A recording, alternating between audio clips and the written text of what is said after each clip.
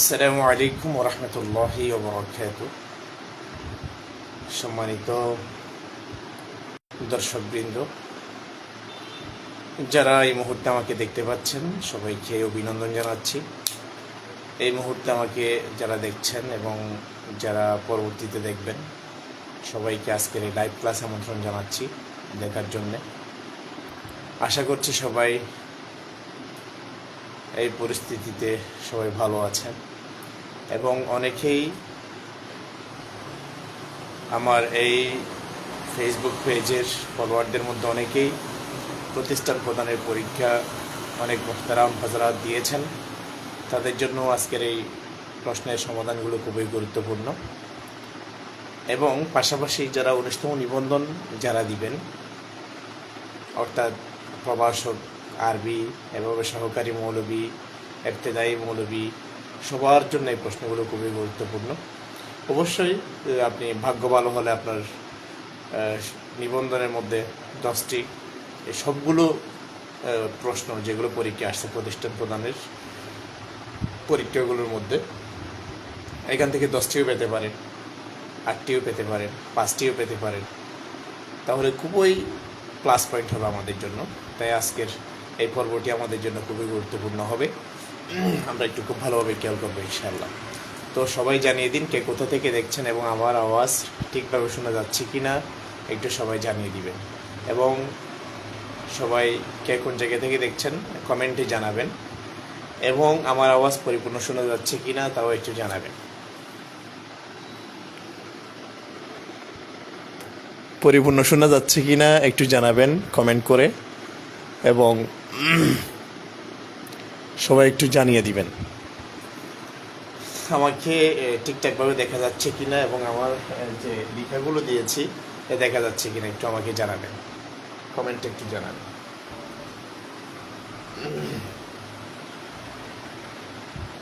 কে কোথা থেকে দেখছেন একটু জানিয়ে দিন।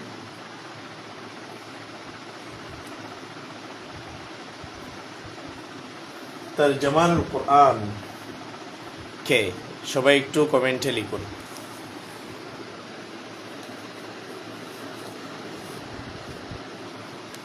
জানিয়ে দিবেন তরজমানুল কুরআন। 1 নম্বর প্রশ্ন হচ্ছে তরজমানুল কুরআন কে। এটি প্রতিষ্ঠান প্রদানের যে প্রশ্ন ওই প্রশ্নের মধ্যে আসছিল যে তরজমানুল কুরআন কে। এখানে 4টি অপশন ছিল, এর মধ্যে সঠিক উত্তর হলো আমাদের আব্দুল্লাহ ইবনে আব্বাস। আব্দুল্লাহ ইবনে আব্বাসকে তরজমানুল কুরআন বলা হয়। সবাই বুঝতে পেরেছেন কিনা একটু জানিয়ে দিবেন, একটু কমেন্টে জানাবেন বুঝতে পেরেছেন কিনা। এখনো পর্যন্ত আমি কারো কমেন্ট দেখতে পাচ্ছি না, কমেন্ট করে একটু জানিয়ে দিবেন কে কোথা থেকে যুক্ত হয়েছে। তারপরে হচ্ছে হুজ্জত। 2 নম্বর, হুজ্জত কাকে বলে? হুজ্জত কাকে বলে? হুজ্জত হলো যার কাছে 300 অর্থাৎ 300,000 হাদিস মুখস্থ আছে। অর্থাৎ 300,000 মানে কি? অর্থাৎ 3 লক্ষ হাদিস মুখস্থ আছে। যার কাছে, যে মুহাদ্দিসের কাছে 3 লক্ষ হাদিস মুখস্থ থাকবে তাকে কি বলা হয়? হুজ্জত বলা হয়। বুঝতে পেরেছেন? ক্লিয়ার হয়েছে?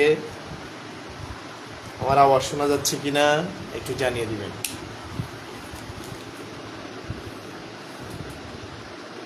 জি, 300,000 অর্থাৎ 3 লক্ষ হাদিস যার মুখস্থ আছে তাকে কি বলা হয়?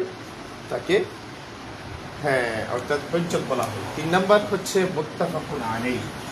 3 নাম্বার যে প্রশ্নটি এসেছিল সেটি হচ্ছে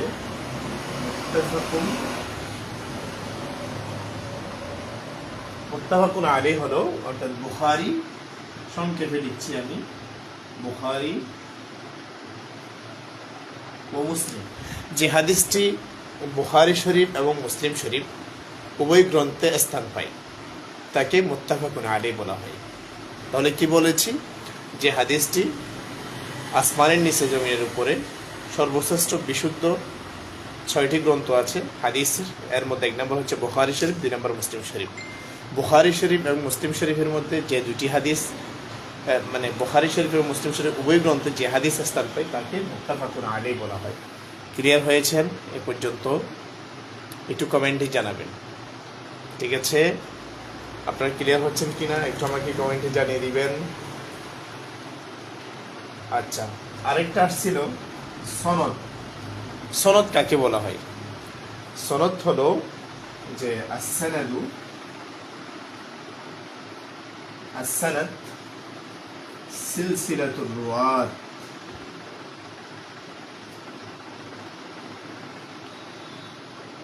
সিলসিলাতুর রুয়াত আল্লাযীনা নাকালুল হাদীস, আল্লাযীনা নাকালু আল হাদিস, অর্থাৎ রাবীদের ধারাবাহিকতা, রাবীদের ধারাবাহিকতা, আল্লাযীনা যারা নাকালু আল হাদিস, হাদিস বর্ণনা করে, রাবীদের ধারাবাহিকতা যারা হাদিস বর্ণনা করে, অর্থাৎ হাদিস বর্ণনাকারী রাবীদের ধারাবাহিকতাকে সনদ বলা হয়। হাদিস বর্ণনাকারী রাবীদের যে ধারাবাহিকতাটাকে কি বলা হয়? সনদ বলা হয়। এটিও প্রতিষ্ঠান প্রদান পরীক্ষার প্রশ্নের মধ্যে এসেছে। এ পর্যন্ত ক্লিয়ার হয়েছেন? এ পর্যন্ত ক্লিয়ার হয়েছেন কিনা একটু জানাবেন।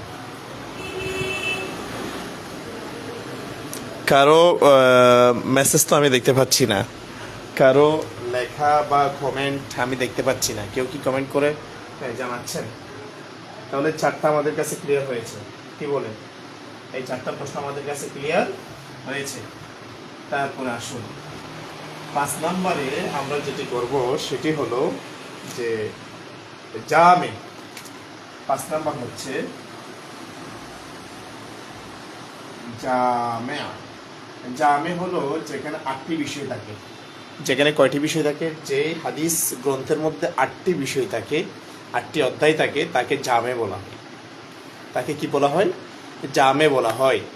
যে হাদিস গ্রন্থের মধ্যে 8টি বিষয় থাকবে, 8টি বিষয়ের অন্তর্ভুক্ত হাদিসের গ্রন্থকে জামে বলা হয়। এই 8টি বিষয় কি কি? 8টি বিষয় হচ্ছে, দেখেন, সিয়ার, তারপরে হচ্ছে এরপরে আদাব, তারপরে হচ্ছে কি তাফসীর, তাফসীর, সিয়ার, আদাব, তাফসীর, তারপরে আকায়েদ, আকায়েদ, তারপর হচ্ছে ফিতন, ফিতন, আহকাম, তারপর হচ্ছে আশরাত, তারপর হচ্ছে মানাকিব।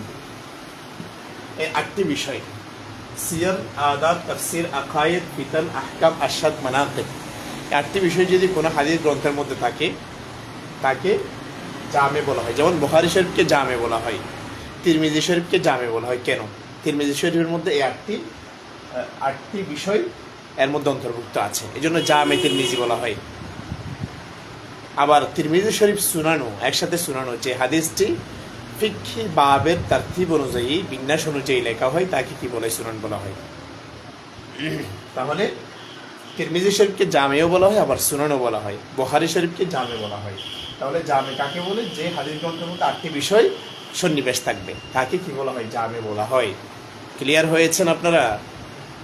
আমাকে একটু কমেন্টে যদি ক্লিয়ার হয়ে থাকেন তাহলে 5K দিয়ে লিখে দিবেন। আপনারা কমেন্ট করলে ইনশাল্লাহ আমি চালিয়ে যেতে পারি।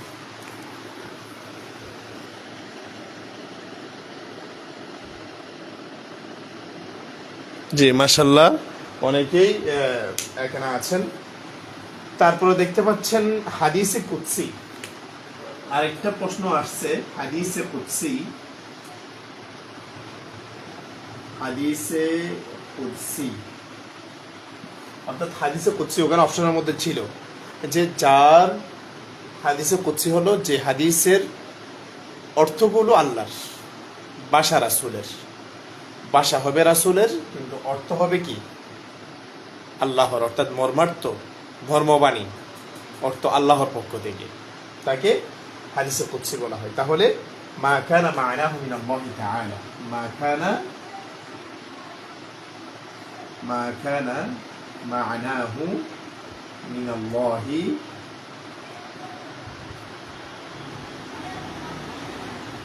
মা কানা মা'নাহু মিনাল্লাহি তাআলা, হাদিসে কুদসি হলো যার অর্থ হবে আল্লাহ তাআলার পক্ষ থেকে। তাহলে ওখানে প্রতিষ্ঠান প্রদানের যে প্রশ্নটি এসেছিল যে হাদিসে কুদসি, ওখানে অপশনগুলোর মধ্যে যেটা আল্লাহ তাআলা যেটা আছে, অর্থাৎ অর্থ আল্লাহ তাআলার বা আল্লাহ যে শব্দটা আছে ওটাই হবে সঠিক উত্তর। অর্থাৎ হাদিসে কুদসি হলো যে হাদিসটাকে আল্লাহর দিকে সম্বোধন করা হয়, যে অর্থগুলো আল্লাহর। বুঝতে পেরেছেন? 6 নাম্বারটি ক্লিয়ার হয়েছেন কিনা? যে কামিলের গুলো আমি পাইনি। রাসেল হোসেন বলেছেন সহধর্মিনীর কি অবস্থা? আলহামদুলিল্লাহ, এখন রেস্টে আছে, এখন মেডিসিন চলছে, আলহামদুলিল্লাহ এখন আছে সুস্থ, আলহামদুলিল্লাহ সাকসেস হয়েছে। তারপরে হচ্ছে ইমাম বুখারী রহমতুল্লাহি আলাইহি, আরেকটা হচ্ছে বেলাদত ইমাম বুখারী, বেলাদতে ইমাম বুখারী, বেলাদতে ইমাম বুখারী রহমতুল্লাহি আলাইহি 194 হিজরি। তাহলে ইমাম বুখারী রহমতুল্লাহ আলাইহির জন্ম কত সনে? 194 হিজরি। এটা আসছিল পরীক্ষা, এটি আসছিল, খুবই গুরুত্বপূর্ণ। ঠিক আছে, তাহলে ইমাম বুখারী রহমতুল্লাহ আলাইহি জন্মগ্রহণ করেছেন কখন? 194 হিজরি সনে। এটা সবাই লিখবেন, সবাই কমেন্টে লিখবেন। ইমাম বুখারী রহমতুল্লাহ আলাইহি 194 হিজরিতে কি করেছেন? জন্মগ্রহণ করেছেন। ঠিক আছে, আচ্ছা, বুখারী শরীফের একটি প্রসিদ্ধ গ্রন্থের নাম কি? যে এখানে অনেকগুলোই আছে, যে ফাথুল বারি। ফাথুল বারি হলো বুখারী শরীফের কি? ফাথুল বারি, এটা হলো শরহে বুখারী। শরহে বুখারী, এটা হলো বুখারীর শরহ। ফাথুল বুখারী শরহ, মানে আমি সংক্ষেপে দিয়েছি। অর্থাৎ বুখারীর একটি ব্যাখ্যা গ্রন্থের নাম হচ্ছে ফাথুল বুখারী। ওখানে ফাথুল বারি এখানে আসছিল যে আরও 4টা কিতাবের নাম দেওয়া হয়েছিল, এর মধ্যে ফাথুল বারিও আছে। তাহলে বুখারী শরীফের একেবারে প্রসিদ্ধ প্রখ্যাত ব্যাখ্যা গ্রন্থের নাম হচ্ছে ফাথুল বারি, যেই কিতাবটি লিখেছেন ইবনে হাজার আসকালানী রাহিমাহুল্লাহু তাআলা। বুঝতে পেরেছেন? এ পর্যন্ত ক্লিয়ার হয়েছে? এ পর্যন্ত ক্লিয়ার হয়েছে কিনা? যে এ পর্যন্ত সবার ক্লিয়ার হয়েছে? আমাকে একটু জানাবেন। তাহলে 8টা ক্লিয়ার করেছি, এ পর্যন্ত 8টা ক্লিয়ার করেছি। আপনারা একটু কমেন্টে লিখবেন যে কমেন্টে বুঝতে পেরেছেন কিনা, কমেন্টে লিখবেন এবং উত্তরগুলো কমেন্টে লিখবেন। আচ্ছা, তো 9 নাম্বার হচ্ছে হামজায়ে ইবতিদা ইয়া। হামজা ইবতিদাইয়া কয় প্রকার? বলেন তো, হামজা ইবতিদাইয়া কয় প্রকার? 2, 3, 4, 5। তাহলে এখানে সঠিক উত্তর কোনটি হবে? হামজা ইবতিদাইয়া কয় প্রকার? হামজা ইবতিদাইয়া হলো 2 প্রকার। সবাই কমেন্টে লিখুন, হামজা ইবতিদাইয়া মোট কয় প্রকার? 2 প্রকার। এগুলো নিবন্ধনের জন্য খুবই গুরুত্বপূর্ণ, এই জন্য আমি মূলত এই ক্লাসটি নিচ্ছি। তাহলে হামজা ইবতিদাইয়া কয় প্রকার পেয়েছেন? 2 প্রকার। কেমন? আচ্ছা, এখন আরেকটা ছিল যে কোনটাকে হামজা প্রতি বলা হয়। আমি সংজ্ঞাটা লিখে দিচ্ছি যে হিয়াল্লাতি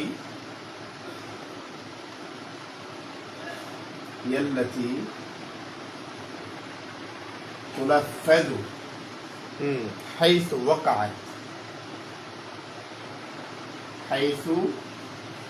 ওয়াকাআত ফিল জুমলা। হ্যাঁ, অর্থাৎ এমন হামজা হিয়াল্লাতি যা তুলাফাযু, যে উচ্চারণ করা হয় হাইসু ওয়াকাআত ফিল জুমলা, জুমলার মধ্যে, বাক্যের মধ্যে যেখানেই থাকুক না কেন, যে হামজাটা উচ্চারিত হয় তার নাম হচ্ছে হামজায়ে কতিয়াই। তাহলে এটি হলো হামজায়ে কতিয়ার সংজ্ঞা। এটি কিসের সংজ্ঞা? হামজায়ে কতিয়ার সংজ্ঞা। এটি ওই অপশনগুলোর মধ্যে এটির মধ্যে টিক চিহ্ন লাগাতে হবে, কারণ এটি হচ্ছে কি হামজায়ে কতিয়ার সংজ্ঞা। যে হামজায়ে কতিয়া হলো এমন হামজা যা বাক্যের মধ্যে যেখানে আসুক না কেন অবশ্যই কি, অর্থাৎ উচ্চারণ হবে। বুঝতে পেরেছেন? এ পর্যন্ত বুঝতে পেরেছেন কিনা একটু কমেন্টে জানাবেন। আপনাদের কমেন্ট দেখা যাচ্ছে না, একটু কমেন্টে জানাবেন। ঠিক আছে, তারপরে হচ্ছে সূরা বাকারার মধ্যে 11 নম্বর আরেকটি আমি প্রশ্ন আপনাদেরকে দিচ্ছি। বাকারা, সূরা বাকারার মধ্যে কয়টি আয়াত? 285, 280, 292, 286, কোনটা হবে বলেন তো? একটু কমেন্টে লিখবেন, আলসেমি করলে হবে না, ঠিক আছে? হাত করে লিখতে হবে। যত বেশি লিখবেন, যত বেশি কমেন্টে লিখবেন, তত বেশি মনে থাকবে ইনশাআল্লাহ। তাহলে বাকারা, সূরা বাকারার মধ্যে মোট কয়টি আয়াত আছে বলতে পারবেন? 286। 286টা কি আছে আয়াত আছে। 13 জন এখন এই মুহূর্তে দেখছেন, কিন্তু 13 জন হলে তো অনেকগুলো লিখার কথা, অনেকেই উত্তর করার কথা, কিন্তু কাউকে তো দেখা যাচ্ছে না। তারপরে আসুন 12 নম্বর আরেকটা বলছি, যে 12 নম্বর হচ্ছে হানাফিদের মতে যে কোন প্রকার হজ উত্তম, যে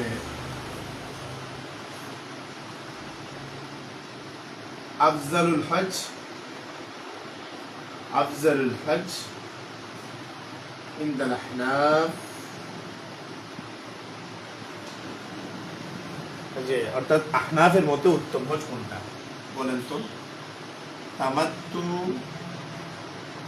কিরান, ইফরাদ।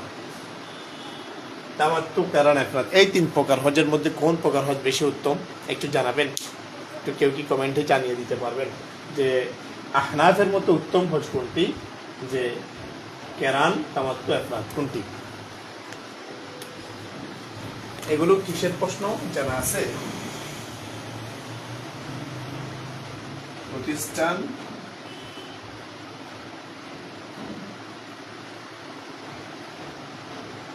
প্রধান প্রশ্নের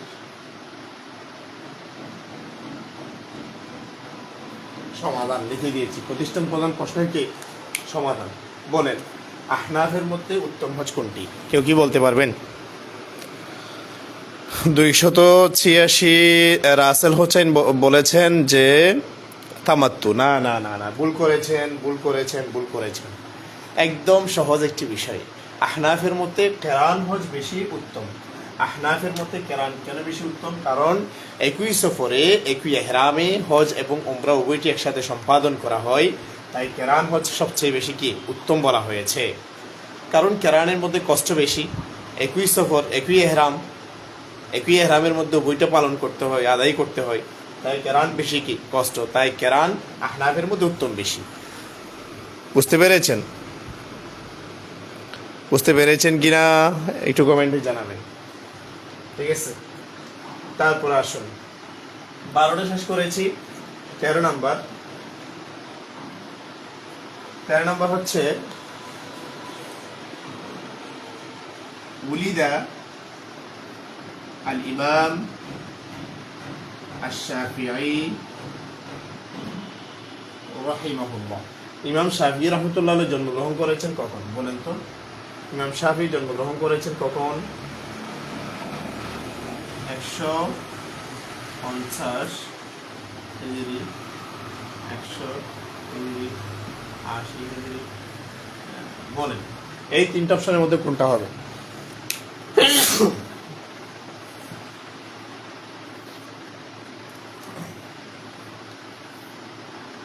ইমাম শাফিঈ রাহমাতুল্লাহ আলাইহির জন্ম কখন কেউ কি বলতে পারবেন?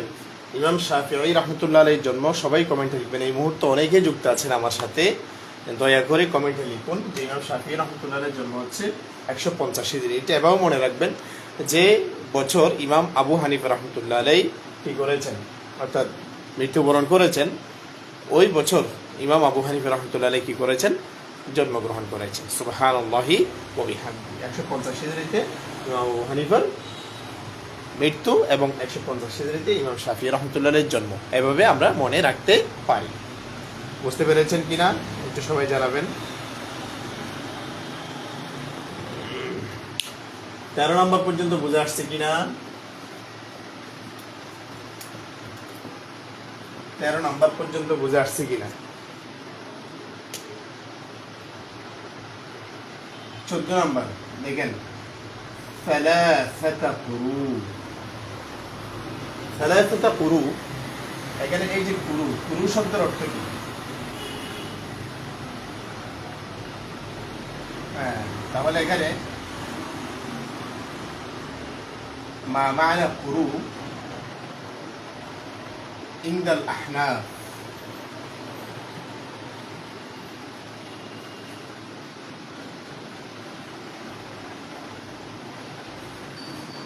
হাইস নাকি মাস?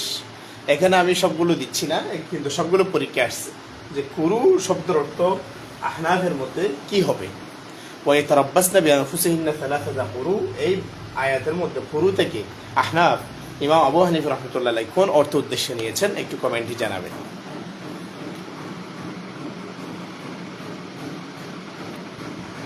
যে সবগুলো উত্তর একজন করতেছেন, মাশাল্লাহ। গাজাই বলতে গাজাই কি বললাম আমি? তাহলে এখানে হবে হাইস। হাইস হচ্ছে অর্থাৎ মহিলাদের যে ঋতুস্রাব, যে ওয়াইতারাব্বাসনা বিআনফুসিহিন্না সালাসাতা কুরু, এবং কুরু শব্দের উদ্দেশ্য হচ্ছে কুরু থেকে এখানে হাইস, বুঝতে পেরেছেন? এগুলো সব আসছে। তারপরে হচ্ছে উসুল সরা। উসুল সরা মোট কয়টি? উসুল সরা কয়টি? 4, 5, 6, 8 কয়টি উসুল সরা মোট কয়টি বলেন? উসুল সরা মোট কয়টি কেউ জানিয়ে দেন কমেন্ট বক্সে। উসুল সরা হচ্ছে মোট 4টি, ঠিক আছে? কিতাবুল্লাহ, সুন্নাত রাসূলিল্লাহ, তারপর হচ্ছে ইজমা, তারপর কিয়াস। কিতাব, তারপর সুন্নাহ, ইজমা, কিয়াস, এই 4টি, বুঝতে পেরেছেন?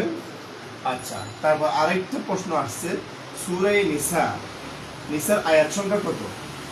সূরা নিসার আয়াত সংখ্যা কত? 170, 176, 180। তাহলে কয়টা সূরা নিসার আয়াত সংখ্যা? জি মাশাল্লাহ, অনেকেই উত্তর করতেছেন এখন। হ্যাঁ, তাহলে সূরা নিসার আয়াত সংখ্যা হচ্ছে 176টি। সূরা নিসার আয়াত সংখ্যা কত? 176।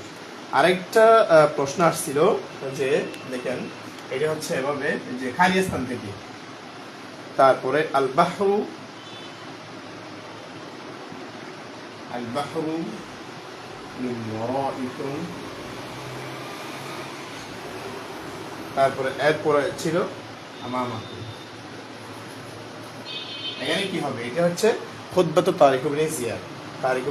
তারিক ইবনে জিয়াদের যে খুতবা ভাষণ, ওখান থেকে কিন্তু এটি আসছে, বুঝতে পেরেছেন? যা আমি আজকে অর্থাৎ আমার পিডিএফ থেকে যা আসছে সবগুলো আমি আজকে ওখানে শেয়ার করেছি, আমার আইডিতে শেয়ার করেছি। আলহামদুলিল্লাহ যতগুলো আসছে পরীক্ষায়, অর্থাৎ প্রতিষ্ঠান প্রদান 90%-এর চেয়ে বেশি আসছে আলহামদুলিল্লাহ। ওই কয়েকটা তাহকিক ভিত্তিক অথবা তারকিব ভিত্তিক, এরাব ভিত্তিক, এগুলো তো যে কোনো জায়গা থেকে আসতে পারে। তো গুরুত্বপূর্ণ সবগুলো আলহামদুলিল্লাহ আসছে। এগুলো আবার সব পিডিএফ যে রেডি করেছে ওখান থেকে আসছে আলহামদুলিল্লাহ। আল বাহরু মিন ওয়ারাইকুম, তারপর হচ্ছে এই জায়গার মধ্যে হবে আল আদুব্বু, আল আদুব্বু আমামাকুম, বুঝতে পেরেছেন? এই পর্যন্ত বোঝা গেছে কিনা? এই পর্যন্ত বোঝা গেছে। তারপরে দেখেন মুরাবাহা, মুরাবাহা জায়েজ আছে কিনা? মুরাবাহা বাইয়ে মুরাবাহা হলো জায়েজ। এটা পরীক্ষায় আসছিল, মুরাবাহা জায়েজ। মুরাবাহা জায়েজ কেন? মুরাবাহা হলো বাইয়ে মুরাবাহা হলো আপনি একটা জিনিস ক্রয় করেছেন, মনে করেন আপনি একটা কিতাব ক্রয় করেছেন 20 টাকা দিয়ে, আপনি বিক্রি করছেন 25 টাকা দিয়ে, 5 টাকা অতিরিক্ত দিয়ে। এটি হলো বাইয়ে মুরাবাহা, অর্থাৎ যত টাকা দিয়ে ক্রয় করেছেন তার চেয়ে একটু লাভ দিয়ে বিক্রি করার নাম হচ্ছে বাইয়ে মুরাবাহা। এটা রিবহুন শব্দ থেকে উৎপত্তি, ঠিক আছে? একটু লাভ করে বিক্রি করা, এটা শরীয়তের মধ্যে জায়েজ আছে। এটি শরীয়তের মধ্যে কি আছে? জায়েজ আছে। তারপরে আরেকটা হচ্ছে 19 নাম্বার জুবার। জুবার আল আজমা ও জুবারুন, হাদিসের মধ্যে এটা কিতাবুজ যাকাত থেকে আসছে। জুবার শব্দের অর্থ হচ্ছে মার্জনীয়। জুবার শব্দের অর্থ কি? মার্জনীয়। জুবার শব্দের অর্থ কি? মার্জনীয়। সবাই বুঝতে পারতেছেন? জুবারুন শব্দের অর্থ কি? মার্জনীয়। তাহলে আমরা 19 পর্যন্ত ক্লিয়ার করেছি, 19 পর্যন্ত কি করেছি, ক্লিয়ার করেছি। তারপরে হচ্ছে 20 নাম্বার হচ্ছে মুআসসিসুল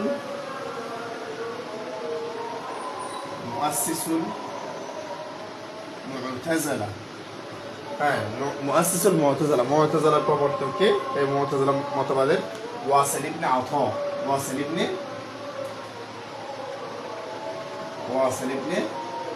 আতা, বুঝতে পেরেছেন? ওয়াসিল বিন আতা হচ্ছে যে মুআতাজিলা মতবাদের প্রবর্তক। এটি ক্লিয়ার হয়েছে? এটিও পরীক্ষা আসছিল। তারপর হচ্ছে 21 নাম্বার হচ্ছে ইস্তিজানের হুকুম কি?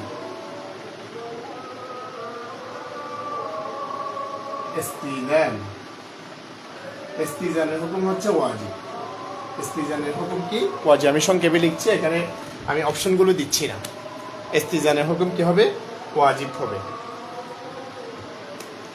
তারপরে হচ্ছে 22 নাম্বার হচ্ছে আন-নাহয়ু আনিল আফআলি শারঈয়্যা।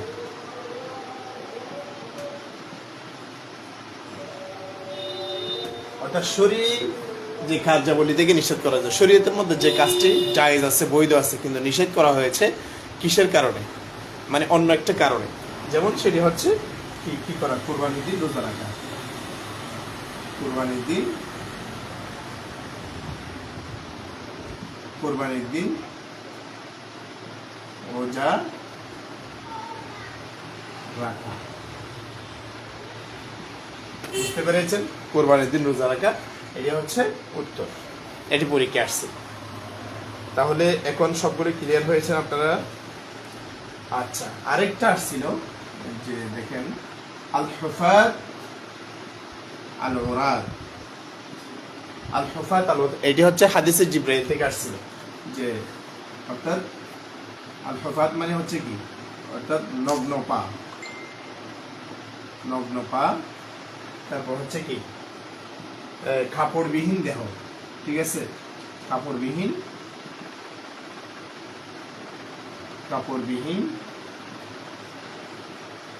দেহ, এগুলো আসছিল। বুঝতে পেরেছেন? খেয়াল করতেছেন আপনারা? একটু জানাবেন। যারা যারা আমার পেইড কোর্সে যুক্ত হতে চান তারা আলহামদুলিল্লাহ যুক্ত হতে পারবেন। সহকারী মৌলবী, প্রভাষক আরবি।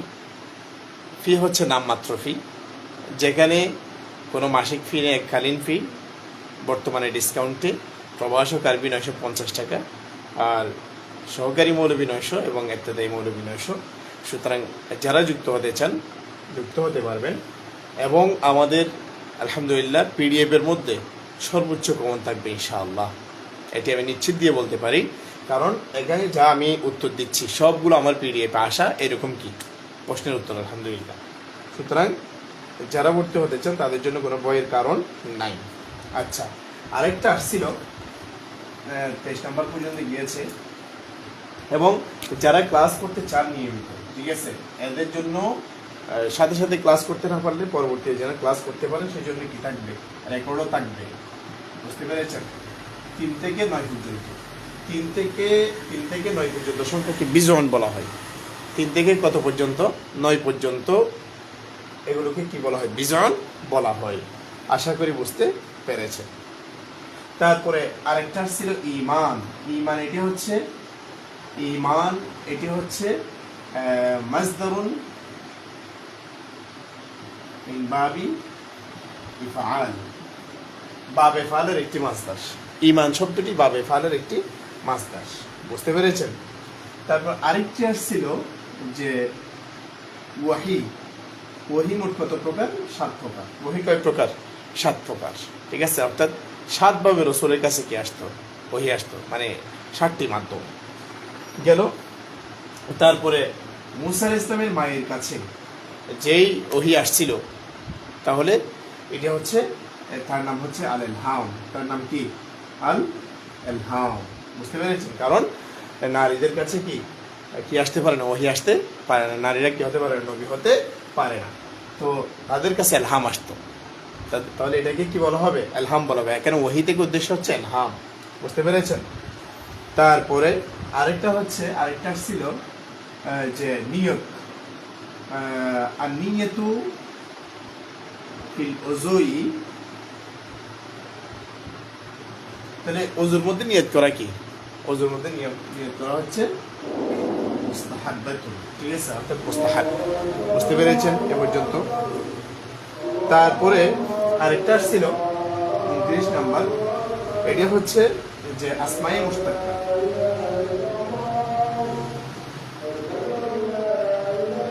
আসমায়ে মুশতাক্কাত হচ্ছে 8 প্রকার। আসমায়ে মুশতাক্কাত কয় প্রকার? 8 প্রকার। সবাই ক্লিয়ার হয়েছেন? এগুলো সব পরীক্ষা আসছে, সব, হ্যাঁ সবগুলো পরীক্ষা আসছে। তারপর আরেকটা হচ্ছে তারাসসুল।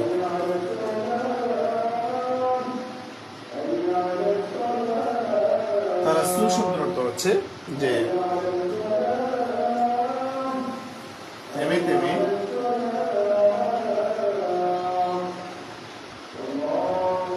থেমে থেমে বলা, অর্থাৎ থেমে থেমে আযান দেওয়া, এটাকে তারাসসুল বলা হয়। বুঝতে পেরেছেন? তারপরে আসুন, এরপরে আমরা পড়েছি এটাও শেষ হয়েছে। তারাসসুলের অর্থ আমরা কি বলেছি। তারপরে এরপরে দেখেন হাযারাত তিলমিযু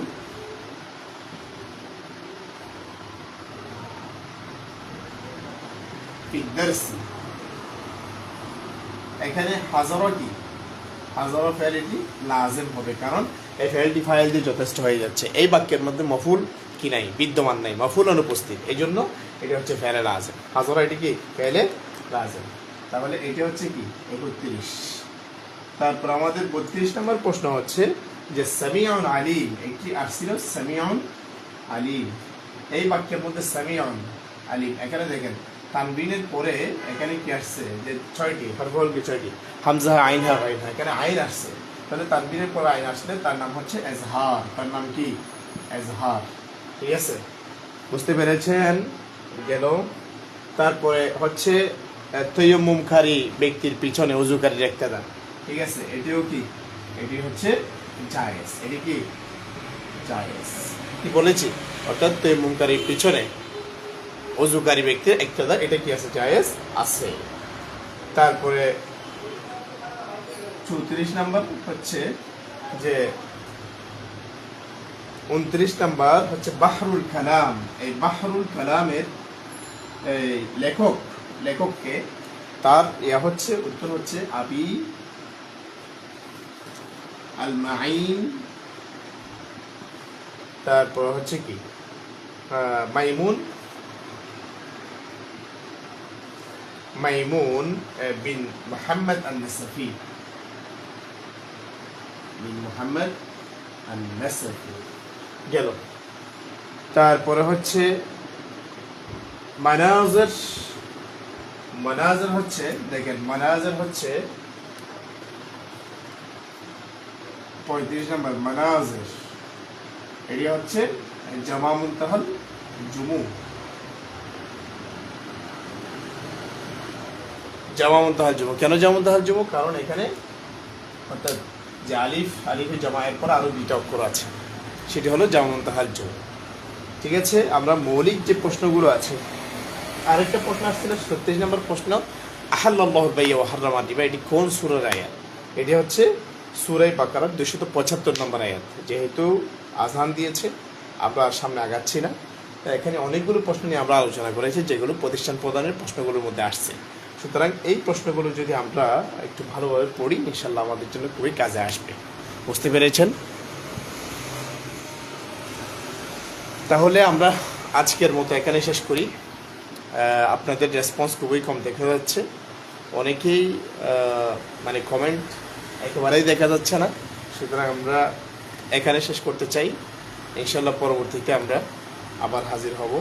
আসসালামু আলাইকুম ওয়া রাহমাতুল্লাহি ওয়া বারাকাতুহু।